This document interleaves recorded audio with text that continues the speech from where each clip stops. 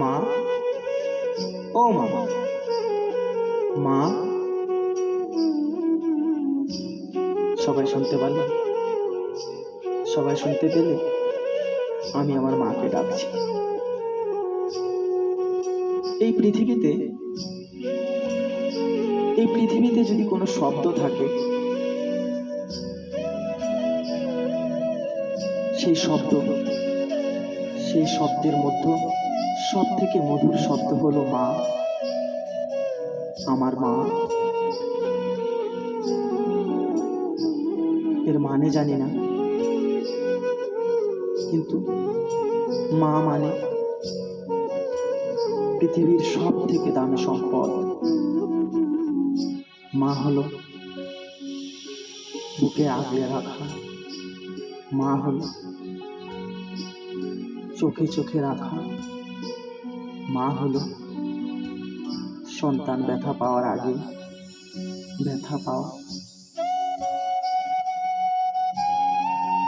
মাকে ছেড়ে আমি এক মুহূর্ত থাকতে পারি না।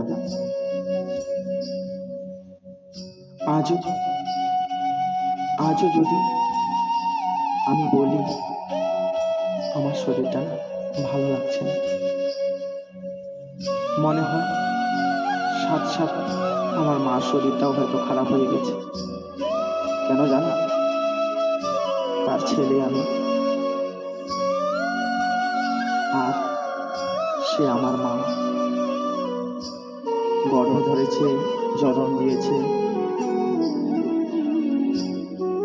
রক্তদুগ্ধ পান করিয়ে আমাকে বড় করেছে। জানি না সে যেদিন থাকবে না, সেদিন আমি কি নিয়ে বাঁচব। আর যাদের মা নেই তাদের কথা বলছি, অনেক কষ্ট হয় না? মা, মা, এই মাকে কেউ অবহেলা করো না গো। মা যেভাবে তোমাদের আগলে রেখেছে সেভাবে আগলে রাখবে। মায়ের মায়া জাল থেকে কখনো বেরিয়ে যেও না। মা অনেক কষ্ট করে গো, মা অনেক কষ্ট করে সন্তানের জন্য। আমরা সবাই ভুলে যাই সেই দিনগুলো, মনে রাখি না। তুমি দেখবে সবাই তোমাকে ছেড়ে চলে যাবে, কিন্তু মা তোমায় কোনোদিন ছেড়ে যাবে না। মায়ের ভালোবাসা অফুরন্ত। শত লাঞ্ছনা গঞ্জনার মধ্যেও আমার ছেলে, আমার সন্তান, আমার মেয়ে, মা কখনো ভুলে না। শুধু আমরাই ভুলে যাই মায়ের কথা। তাই পাগল প্রেমিক আজকে মা নিয়ে তোমাদেরকে কিছু শায়েরি বলছে, কিছু গল্প বলছে।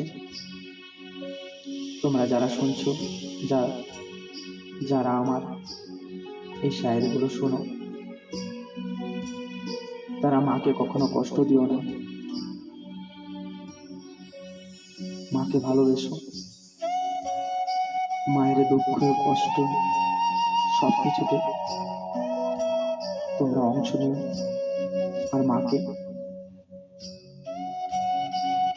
দেবতার মন্দির নয়, তোমার গৃহে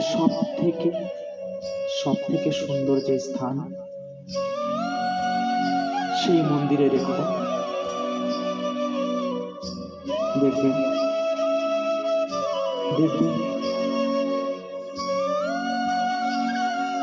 দেখবে ভগবান তোমার, ঈশ্বর তোমার কাছেই চলে এসেছে। মা, তুমি ভালো থেকো। আর আমাদেরকে এভাবেই আগলে রেখো সারা জীবন, সারা জীবন।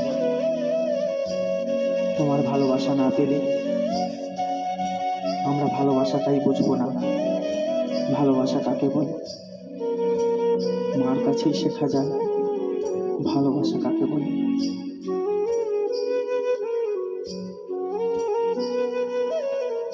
আমার এই কথাগুলো